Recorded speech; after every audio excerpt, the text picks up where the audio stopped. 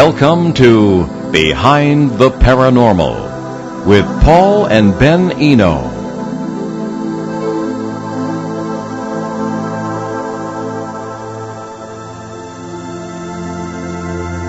Behind the Paranormal with Paul and Ben Eno here on WOON 1240 AM and 99.5 FM, streaming live at ONworldwide.com, TuneIn.com, and the Paranormal Radio app from TalkStream Live. We're coming to you with a live audience today from the 2019 Exeter UFO Festival in beautiful Exeter, New Hampshire.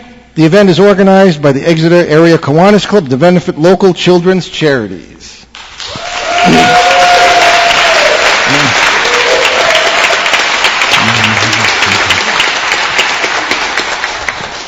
Okay, I'm Paul, of course. Ben is with us, but he's doing the Wizard of Oz behind the curtain thing today as our producer in contact with our studio in Rhode Island, so he's back there with us in spirit in front of us as well.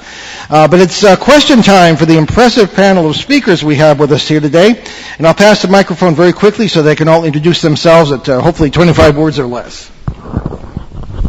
Hi, I'm Andy Kitt. I'm the science geek for the Exeter Terrestrial TV show. Hi, Mike Stevens, Granite Sky, but I'm here as Exeter Terrestrials today. Hello, my name is Steve Laplume, and I'm a witness with the Rendlesham Forest Incident. Hello, I'm Carolyn Larocque. I'm an environmental biologist from Region Field and Sky Group.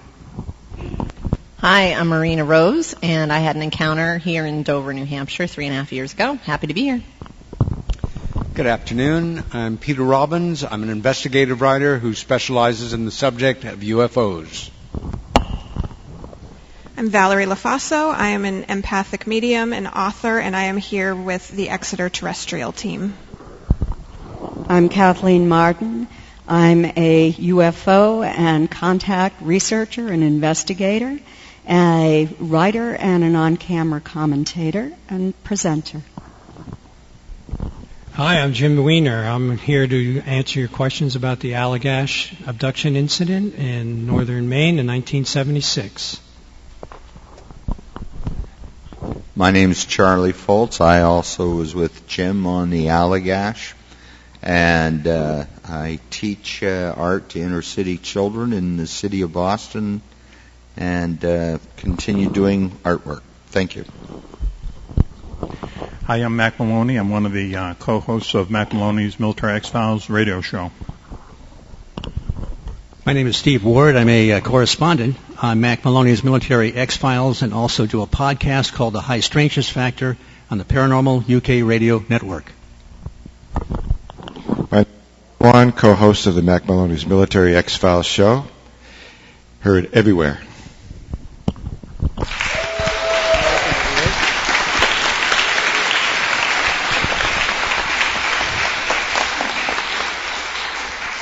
Okay, very good. Well, let's begin with our questions. We have no one at the mic at the moment. Okay, we have people at the mic. So please speak very, very closely into the mic as well. Thank you. I was going to ask just the Enos yesterday a question, but since all the experiencers and researchers are here, have any of you had or known of anyone who's had encounters I'm being with told, the men in black? I'm being told do not speak closely to the mic. So. Oh, okay. Well, have any of you known or had your own experience with men in black, a la Albert Bender and the Three Men? Like the really weird stuff. Speakers, just raise your hand if you want to respond to that. Okay. And we have Jim Weiner.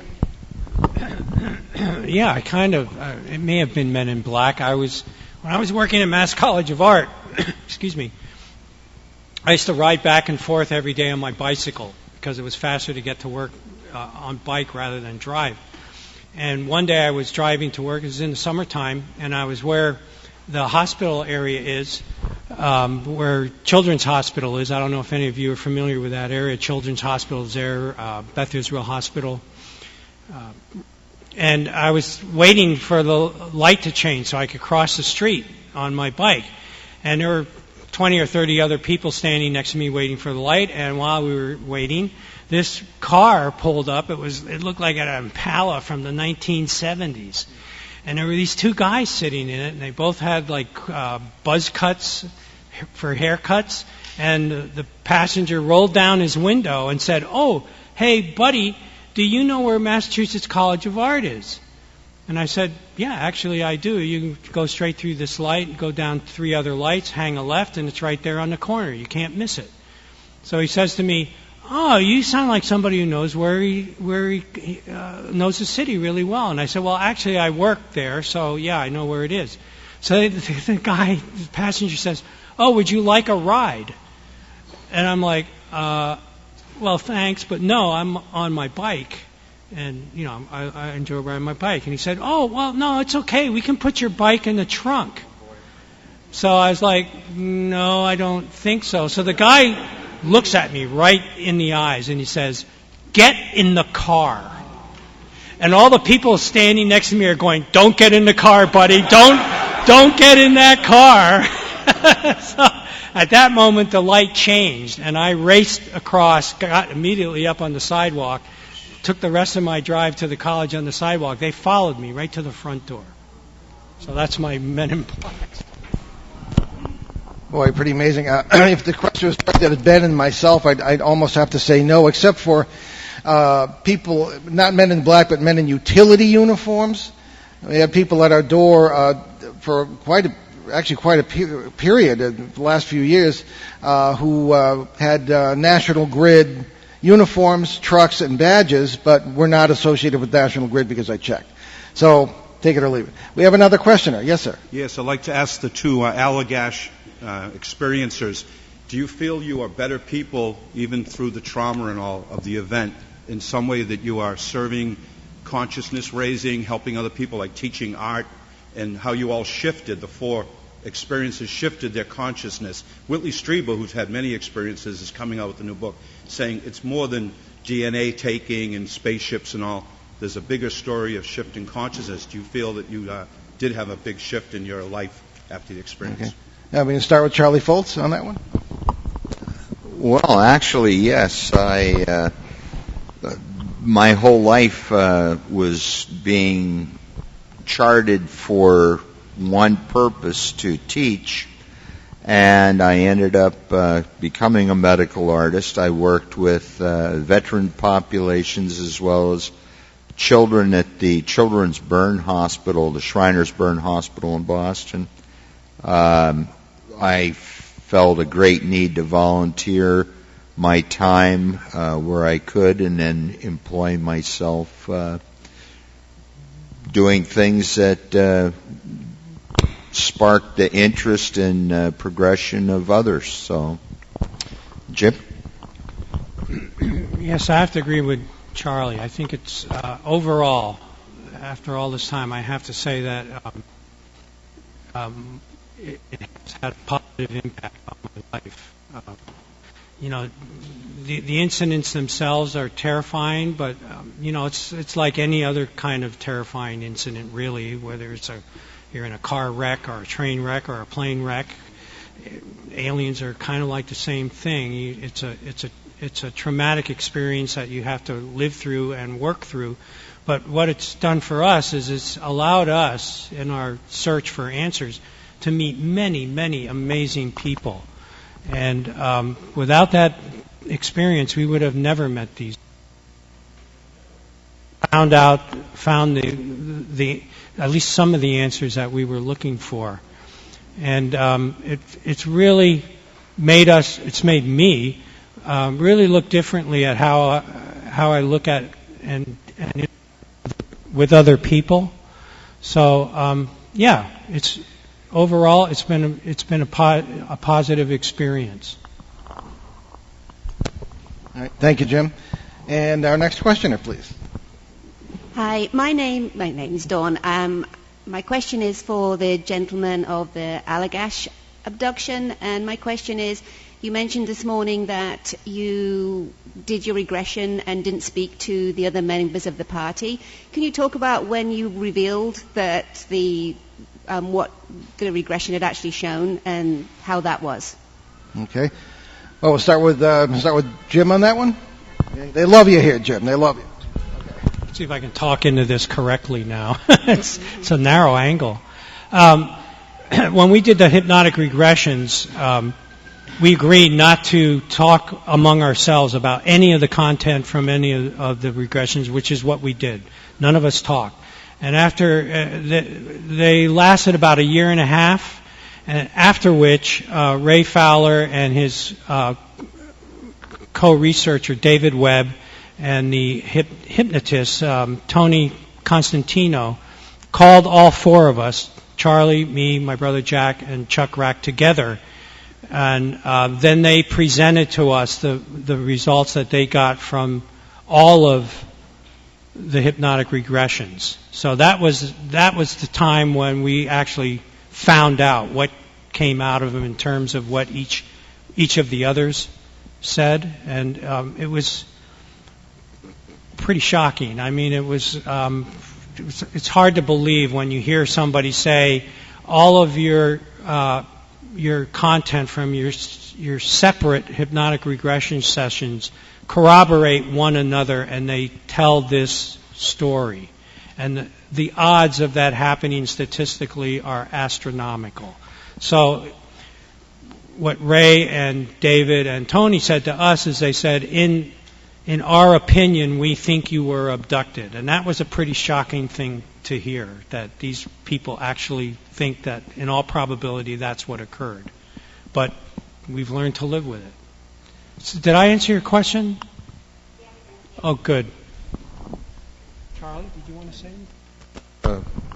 No. One thing to add was at the time that the four of us gathered for the first time and were permitted to talk freely, we would pause to take a breath of air, and one of the other group would continue with exactly what you were about to say. And it was at that time also we were presented with our artwork, which was all laid out in front of us, and we were taken back by the striking similarities to all of it. So, thank you. All right, thank you. Yes, another question from the audience. My name is Alex. I'm from Rochester, New Hampshire. And I want to thank all of you presenters, especially the people who have personally been experiencers who have been abducted. Thank you for your courage and your honesty. Personally, I believe your stories, but I'm thinking in terms of someone who might be skeptical. Like, if I were to play the devil's advocate, what would you say to someone who, now this is not my personal perspective, but what would you say to someone who would put forth the argument that your experiences of being abducted by extraterrestrials, again, this is a question, a general question to experiencers and abductees, what would be your response to someone who would say, for example, those experiences, the experiences of people who have been abducted, it's just purely psychological. It's purely a psychological phenomenon. It did not happen in the physical dimension. Now, personally, I believe these things have happened physically, but what would you say to someone who took that position? Okay. Anyone? Hands? Okay. Kathleen Marden. I would say that I'm the Director of Experiencer Research for the Mutual UFO Network, and we investigate and we collect evidence, physical evidence. We have photographs of patterned marks on experiencers' bodies, and they have not been published, and we have the same marks from people around the United States. That is what I consider to be some evidence. We also have fluorescence on people's skin in patterned marks. The same is true. And MUFON is a worldwide organization. We collect these photographs from people around the world. We know that people are sometimes missing and being sought after when they are having these experiences. They're not in a physical location that anyone can find, and they oftentimes have a close encounter with a craft or some conscious recall of observing the non-humans. There are sometimes witnesses to this, too, when they are taken. We have a great deal of evidence, including Dr. Roger Lear's, the late Dr. Roger Lear's research on alien implants that physicians have removed from experiencers' bodies. They have been examined and in scientific laboratories. They have highly unusual properties. They're coated with a thick substance. The body does not reject them. They're connected to proprioceptor nerves. They move. They seem to have intelligence. When the surgeon attempts to remove one from, say, a hand, it might run up the arm, trying to get away. They are made, according to the scientists, of rare earths and meteoric material. There was one that would broadcast into deep space. So there is evidence that individuals are being taken. All right. Thank you, Kathy. Before we take the next question from the audience, I just wanted to acknowledge we have a sort of a cameo today by one of our dear friends and a co-host occasionally of this show, Steve Laplume, who's not one of our speakers, but he is a witness to the Rendlesham Forest affair of 1980, I should say, and is, as I say, one of our favorite guest co-hosts on the show. So I'd like to welcome Steve.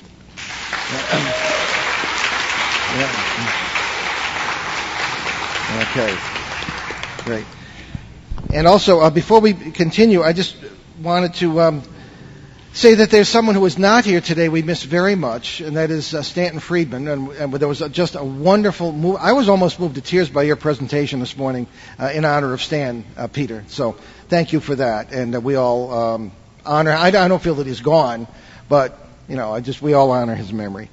Now, we just have a very brief question from someone. Actually, if I could just get this one in from one of our friends and one of our listeners in South America. Peter, they love you in South America. There are 3 questions here. Well, we'll take just one right now. What did you discover as to the exact reason James Forrestal may have been assassinated?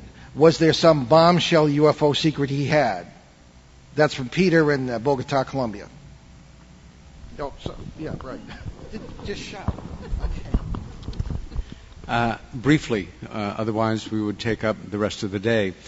James Forrestal was our first Secretary of Defense, created our modern Defense Department, a true American patriot, an extraordinary man in all respects, who was sworn in as Secretary of Defense a scant 9 weeks or so after something crashed outside of a small town in New Mexico called Roswell. It all ended up on his desk as his responsibility the next day. He had what I would characterize as a fatal character flaw in that he personalized all of his professional successes and failures, and not being able to do anything to advance our knowledge of this unknown or affect change over a course of a year and a half really ate him up inside. And he had a profound nervous breakdown on the day that he stepped down. He knew too much. And in 1949, nobody knew anybody who had been in therapy. And this was an ultimate alpha male. I've worked on and off for 30 years to establish what happened to him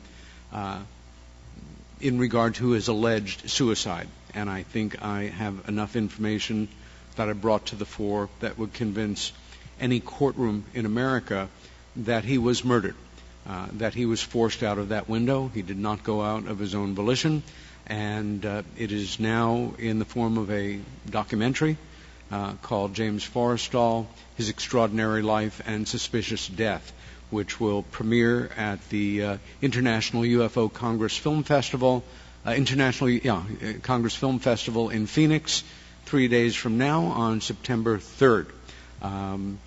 You can find lectures that I've given and articles that I've written about him online or on YouTube, and it is a fascinating, tragic, extraordinary story. Thank you, Peter. And we have a question from the audience. Several of the guest speakers were very close with Stanton Friedman, the late great Stanton Friedman. Has he contacted anybody since his passing? And if so, would you admit to it? Or would you be afraid to be that that's too far outside the line? So just wondering if any of you have had an interaction with Stanton Friedman. Thank you. Okay, Kathy Marden. Well, Stanton and I spoke with one another quite frequently, and at least once or twice a week over the phone. Before he passed, he said to me that something was very wrong with him. He didn't know how much longer he would be around. And I said to him, well, Stan, if you do pass, please try to visit me. And he said, well, it should be a lot easier without a body. And the night after he passed, I had just gotten into bed when I felt a very strong electrical tingling throughout my body. My husband was not in bed yet. He was still getting ready. I opened my eyes and I saw like a tiny orb up in the corner. It had a very, very bright center. And I said, is that you? And I heard him say, Kathy, I'm sorry. I said, prove to me that it's you and not someone attempting to trick me. And he said something else that I cannot remember at this point. I wrote it down at home. But then I was convinced that it was Stanton, and I just said, come give me a hug. And I felt very light touching on my upper arms. So I do believe that it was Stanton who did come to say goodbye to me. Thank you, Kathy. Okay, and we have another audience question. Please proceed. Hi, thank you, everybody. My name is Laura. I'm from New Milford, Connecticut. My question is to all the experiencers. I understand that a lot of you might have felt like it was a traumatic experience to experience what you experienced. Is it more traumatic dealing with the hopelessly rational that try to talk you out of what you know to be true, or was the experience itself more traumatic, I guess? Okay. Anyone care to tackle that one? Okay. Kathy Marden, that's fine. What we have found is that people who have these experiences tend to go through the same type of process that we go through when we are grieving something. We've written about this in our new book, which is actually being released today, Extraterrestrial Contact, What to Do When You've Been Abducted. Your first experience will be fear and denial. You'll want to convince yourself that it didn't really happen. You'll try to find all sorts of conventional explanations for what happened, but you're very fearful. You go to step 2 eventually, where you might become very angry about what has happened. You realize that it has happened, but then you might step back time and time again and try to deny it. It's extremely important when you're in this stage that you speak with a professional or someone who is understanding and can help you to work through this process, because anger turned inward leads to poor health, can lead to depression. And it's very important that you speak with somebody who believes that this is real, who can accept your experiences. And eventually you will move through the process where you will be able to accept what has happened. You will be able to integrate all of that into your personality, your knowledge, and then you can move on with a new outlook on life, and you will be healed at that point. Right, thank you, Kathy. And Marinna Rose would like to comment on the question.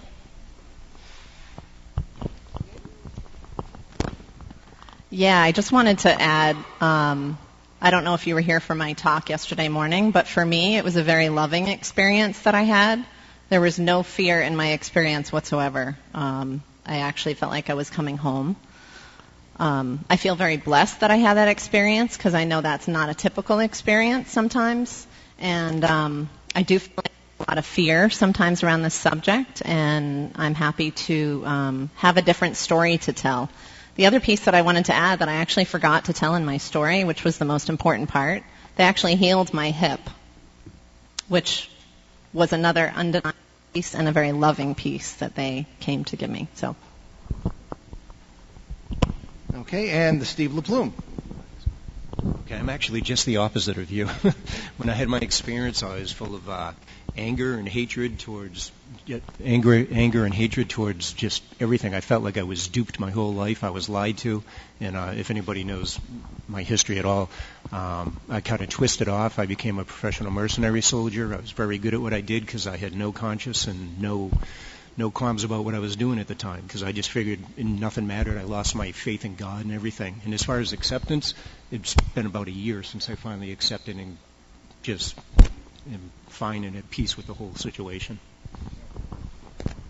All right, thank you, Steve. If anyone else wants to respond to the question, we'll continue with another question. This is on the minds of a lot of people at this event. The emails of about a dozen listeners sent. For the entire of the plan to storm Area 51 in September. Right? Okay. Okay. I think it's pretty funny. Area 51 is a shoot-to-kill area. It's not a joke. It's larger than the country of Holland. You could dry up and blow away like a little salamander that you got in summer camp that escapes under the couch before anybody finds you. I think it's just kind of a lark. It's an idea that people are having a little fun with. Some are strangely taking it seriously. And the thing that it reminds me of most, at the height of the Vietnam conflict, a bunch of yippies decided that if we all surround the Pentagon and hold hands and meditate, it will rise into space. It didn't happen, and it didn't happen. Thank you, Peter. Well, so much for that question. Yes, sir. My name is Fred Ross, and I'm from Dover. And I spent over 35 years in uniform, and have had a number of experiences. And I believe most of what I've heard so far, but I know for a fact that there is an intelligence outside of this, what we know. But I believe it goes all the way back to the biblical times, actually. Some of us heard about the wheel within a wheel within a wheel. And that's those people in the time trying to describe something they saw that came down from the heavens. But I'm also a person who has survived death 11 times since 2002. And I have seen close up encounters with saucers. And that's another story. But the 11 times that I've died, and I'm talking to you now, is a miracle within itself. But I believe most of what I've heard. But we have a lot to learn, and we're not the only intelligence in the universe. I think we're finding out more and more about that. Keep an open mind. And anyone who has business cards up there, I'd like to have a copy before you leave. Thank you. Okay, well, thank you. Thank you. All right, I didn't really hear a question, but if anyone would like to respond, we could do that. Or if someone else wants to respond to the Storm Area 51 movement, we go, okay, Mack. We should try to be the voice of reason as far as it comes to Area 51. What maybe people don't know is that you can't get within 75 miles of Area 51. It's over 2 mountain ranges before you can even see it. And so if anyone goes out there, they're going to be in the desert, as Peter said. It's going to be, the chance is going to be a humanitarian crisis more than anything. A lot of heat stroke, and they do have shoot-to-kill orders there, but it's not the military that protects Area 51. It's a private military contractor. I think they're called Wackenbush or something. They have a really crazy name, and a lot of them are ex-Special Forces guys. I suppose they will shoot you at the very last, option. But they're going to arrest you, they're going to cuff you, they're going to put you somewhere, and then they're going to drive you back to Vegas or whatever. But they're not going to find anything out there. It just has a potential to be like a crisis like a hurricane or something like that, where they have to get a lot of sick and injured people out of the desert in a hurry. And it could be a mess. Yeah, thank you, Mac. Just my own response. I've been there, and it's really a dumb idea. There's nothing there, outside of the area. Anyway. Let's go to Mark J. from Virgins, Vermont. And Mark wants to know, what does the panel think of the idea that's floating around that certain powers that be are maneuvering the growing belief in UFOs into a new global religion, either to control everybody, bring everybody together, or both? Anybody want to respond to that? Okay. And we have Carolyn Larocque. Yeah, I've heard the same thing, and in addition to that theory, there's people in the technology field who are also saying that the next generation of wireless technology, 5G, is going to help that actually play out, because I think most of us in this room understand the mind control programs that have been going on for decades here, and that this technology, the 5G technology, was developed for the military. It's microwave technology. It was never intended to be used in the telecommunications industry because it's not reliable. And so you have to consider the nefarious reasons why 5G is going in. It's not necessarily depopulation, which is one of the theories, but I do believe it could very well be used to pacify the population. We all have a cell phone in our pocket. There's little small cell antenna all over everywhere now, and most of it has been upgraded so that it is 5G ready, and at any point they could adjust the settings and it would be sending out 5G signals, and it could be affecting all of us, whether to make us enraged and like chaos, or it could pacify us into acceptance of whatever they want. And I've been researching this for 2 years. I kind of transitioned away from the disclosure movementations to really fighting the rollout of 5G, and I've researched this extensively, and I testified before the New Hampshire Senate on the environmental impacts of 5G. So I really do know a lot about it, and I do believe it could be used in any way related to mind control and these type of theories that are out there. All right. Thank you, Carolyn. Anyone else on the panel like to respond to that? It's a funny question. I'm the one with a theology background, but somehow this didn't come up in the seminary. So, I wouldn't be surprised. I mean, one does tend at times to be nudged toward the conspiracy theory realm. I've always tried to keep my feet on the ground. I think Ben and I were kind of getting there when it comes to conspiracies. I don't know, some of the things we hear. I'm sure we'll find out one way or the other. We have a question from Mickey in Sarasota, Florida. Mickey with an I. This is mostly for Peter Robbins and Mack Maloney, but I would like to hear anyone's opinion. I've heard Paul and Ben say that the military is trying to cover up and work with all areas of the paranormal, not just UFOs. Mack, you want to start with that one, and then we'll hand it to Peter? Well, we know that they're investigating UFOs, the military has, and we know that they've had remote viewing, which was testing people for ESP to see if it could be used in, let's say, espionage. Whether they get into other parts of the paranormal, I'm not sure. Should I pass this over to you there? Switch it. My name is Steve Ward, and I'm also not sure. But I think that the problem is that we always have a situation where the elites all throughout history will keep this knowledge to themselves.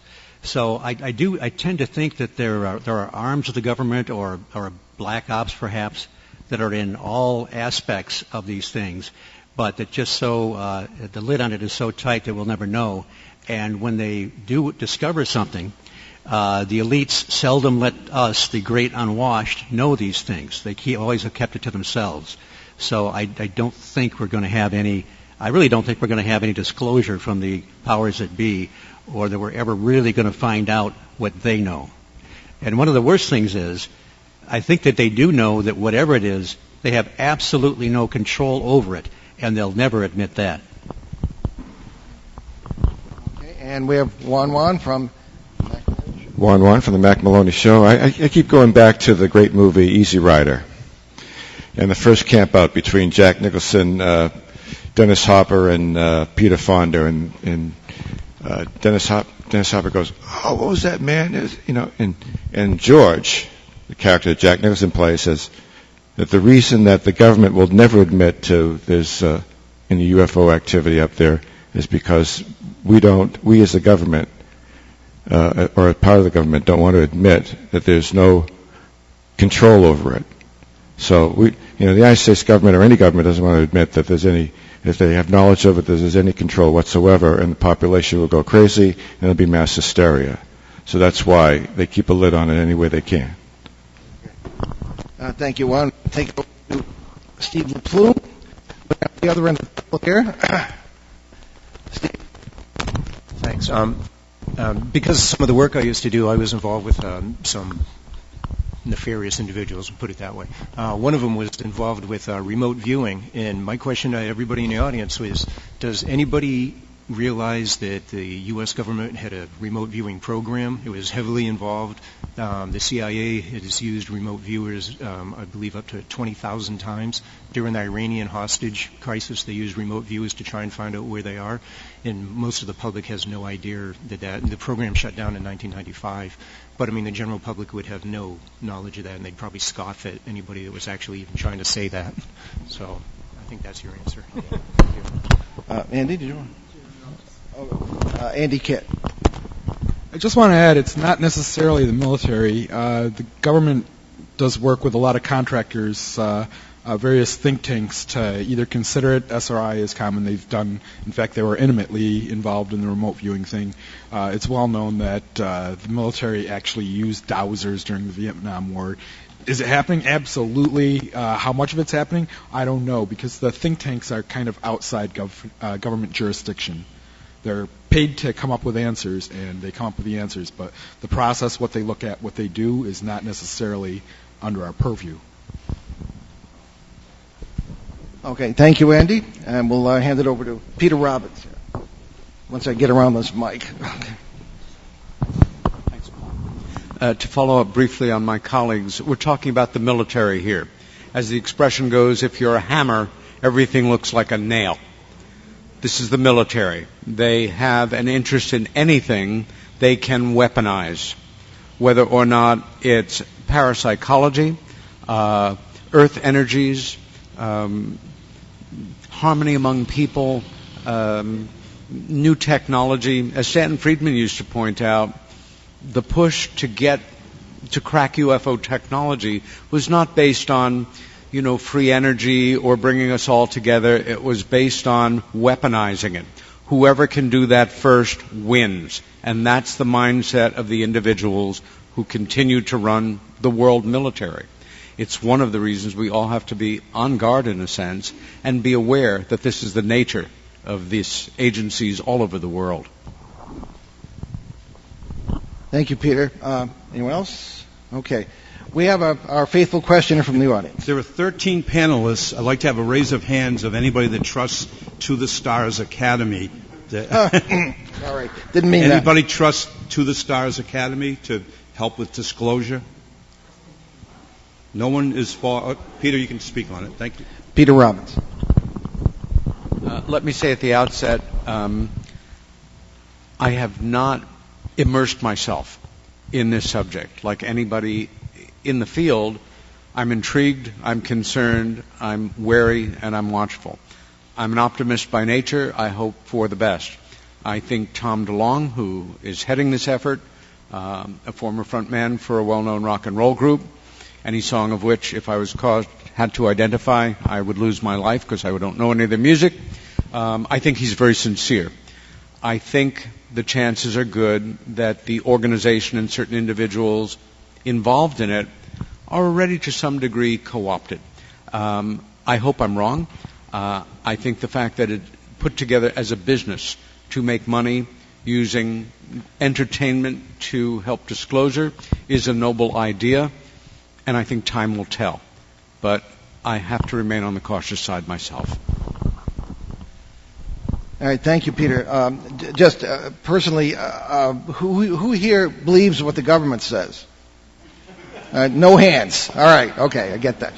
And we often say, personally, I think disclosure, to expect disclosure in any accurate or complete way is naive, but they keep talking about it, so we can always hope.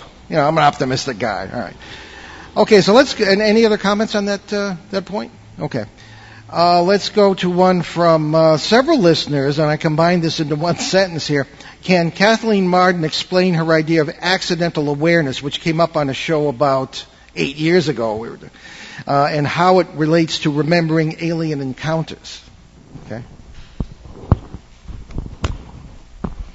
If you go to my website at kathleen-marden.com, you will read an article that I wrote as a refutation of a academic psychiatrist's idea that Betty and Barney Hill were not really abducted, that what they remembered was something related to surgery that either of them might have had at some point in the past. Well, the fact is that accidental awareness is where the anesthesia is given at the improper dose, and you wake up too early. And it's sort of like a near-death experience. It's something like a sleep paralysis kind of experience where you become aware. You might see shadowy figures. You might feel weight, but you'll become fearful. Well, that psychiatrist obviously had no knowledge about Betty's and Barney's experience, had no knowledge that this craft was seen by 12 to 14 witnesses that night, that it was picked up on 2 radar targets, that Betty and Barney had physical evidence, that they had observed this craft for about an hour before they were actually abducted. So if you want to, you can go to my website and read what I wrote about that, but I thought that it was a ludicrous explanation. Kathy, while you have the mic, well, figuratively speaking, tell us about your new book. My new book, Extraterrestrial Contact, What to Do When You've Been Abducted, is the result of a very long process that my team and I have gone through. I am the director of the Mutual UFO Network's Experiencer Research Team. We have up to 150 people every month who ask to speak with a team member. The team is not an investigative group, although everyone on the team is a field investigator, or I think we have a couple who are not. They speak with experiencers to help them to sort out what has occurred in their lives. They are non-judgmental and supportive in speaking with individuals. They're not going to criticize anyone. They will collect your evidence if you have it. This book was written by myself and 3 members of my team. One is a retired, Maddie Tobias, a retired psychiatric nurse who worked with veterans who were suffering from post-traumatic stress disorder throughout her career. We have Ann Castle, who began her career working as a psychologist in a psychiatric hospital. She then moved on to the IT industry. Something about Anne is that she's also highly psychic, and she works with police departments to find missing persons. And then we have Denise Stoner. And Denise has written 2 chapters in the book, or part of 2 chapters. She is our specialist in paranormal activity and also negative entities and what to do if there are negative entities in your life. Negative interdimensionals who do not have the characteristics of extraterrestrials. I wrote about several of the cases that I have investigated, different types of cases, from benevolent, pleasant contact to negative contact. I also have written a chapter on suggestions on how to make this end if you want it to stop. There's a chapter on what to do if you want to go public and what you can expect. There's a chapter on academic studies that have been done on experiencers, and much, much more. 3 chapters are devoted to coping techniques. So I hope that you'll pick up the book if you've had these experiences. Also, if you love someone who has had these experiences, or if you are just interested in contact experiences. Thank you, Kathy. We have 2 more questions from South America. They love you there, Peter. They love you. For Peter, and I'll combine the 2 of them. Do you think there was anything mysterious about the death of Bud Hopkins, to whom you were very close? And what project was Bud working on at the time of his death? Peter Robbins. No, I don't think there was a conspiracy play, undue hand or dark forces or anything. Bud was suffering from a particular kind of cancer. It was his second bout in his life with cancer. The first many years before was kidney cancer, and he lost a kidney.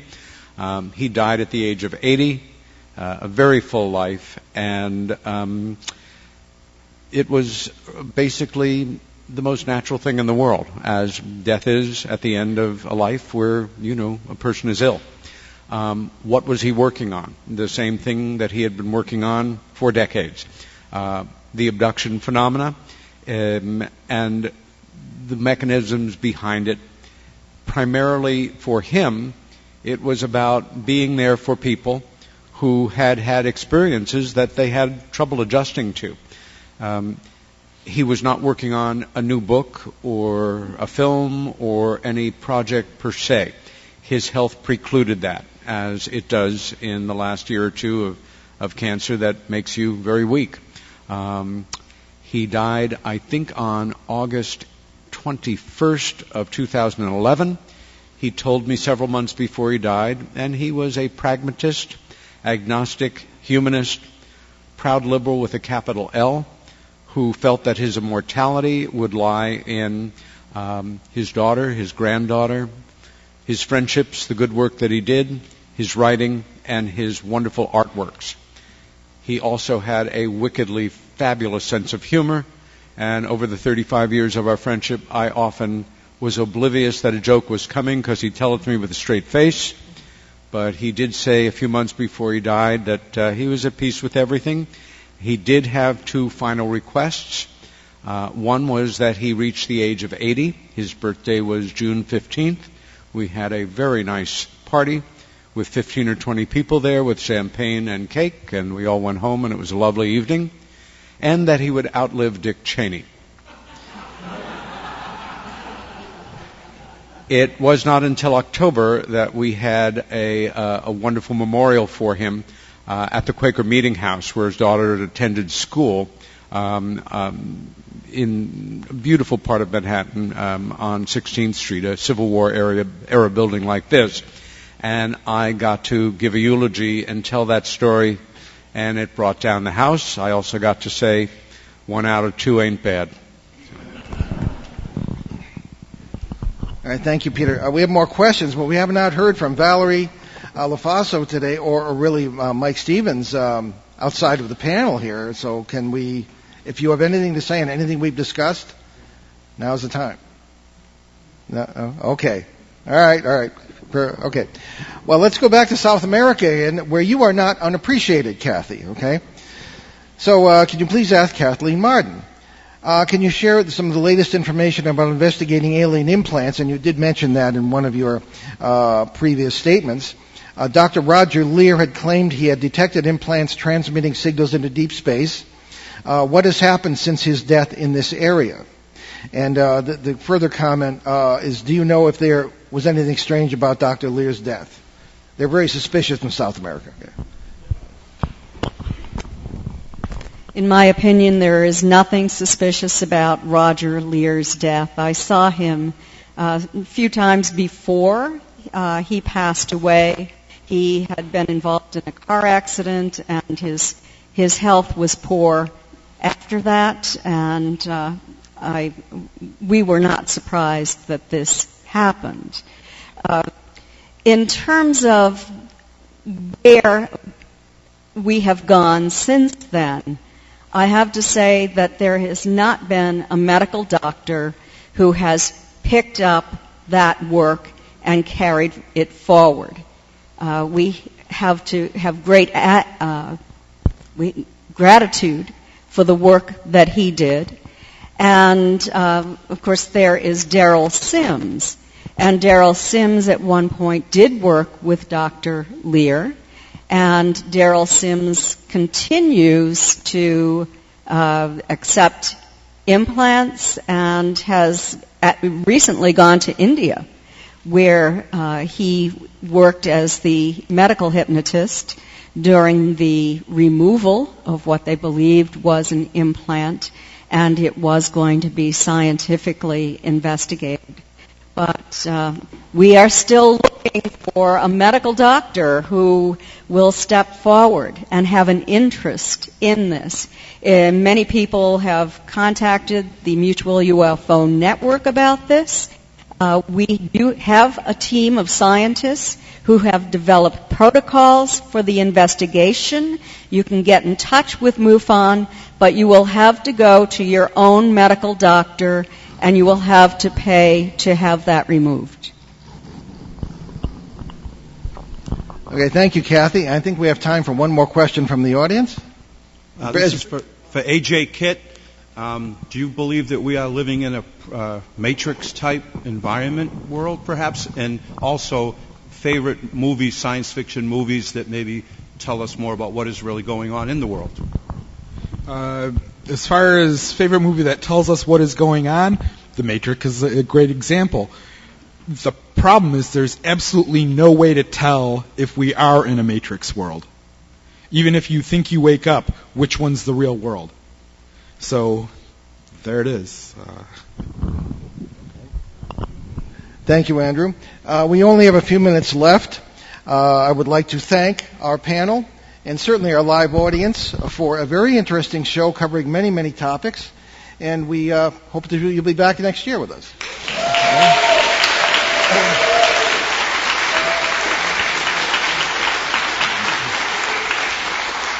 Okay. And we want to thank especially the Kiwanis Exeter area Kiwanis Club, which has just done a fabulous job. This event Ben and I have been here for at least 8 years now, and many of the panelists as well. It just keeps getting bigger and better. And here comes Brian Wall, who's the man behind the throne here on this, and we thank him and all the folks from the Kiwanis Club for the tremendous job they do here and the wonderful support for the local children's charities as well. Okay.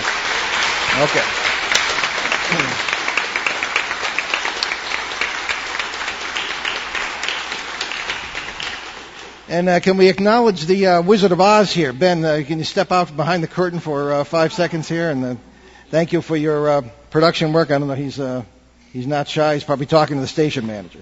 Oh, well, take my word for it that he's there. Now, just a little bit of, I guess, promotion here. I have a new book out, too. Kathy and I both sold out at this event. Since I last saw you, we sold out, too. So that's all good. Here he is. All right. Oh, what am I doing? Okay. That's Ben. Okay. So we're going to dispense with sort of most of our announcements for the few minutes that are left. However, there are links to several charities our show supports, so we encourage you to support those, including USA Cares, which provides financial assistance to U.S. veterans, Canadian Veterans Advocacy. I myself am half Canadian, and we respect our veterans there too, who stand by our side on many of the fronts in the world. Helping Haiti's Orphans. You might not have, we know all the people who run these charities, and the money goes to the right place. Helping Haiti's Orphans is great. Youth Mentoring Connection in Los Angeles. The folks out there doing a tremendous job. Tony LeRae, helping at-risk youth in that great city. The Crohn's and Colitis Foundation of America. Okay, yeah, we're down to 1 minute here. So please go to our website, behindtheparanormal.com, and there's a link to the charities page. There were also used to be 850 recorded shows, but we keep getting attacked. But they are being put out on various platforms now for the podcast world, and so you can get our recorded shows there, including this one next week. So we will next week we have Mack Maloney, none other than, on our show. That'll be on the subject of military X-Files. What's that? 30 seconds. Okay. So next week we'll welcome Mack, and we'll leave you this afternoon from a thought from the old darling Albert Einstein: imagination is more important than knowledge. I'm Paul Eno. That's Ben Eno. Here's our panel, and thank you very, very much.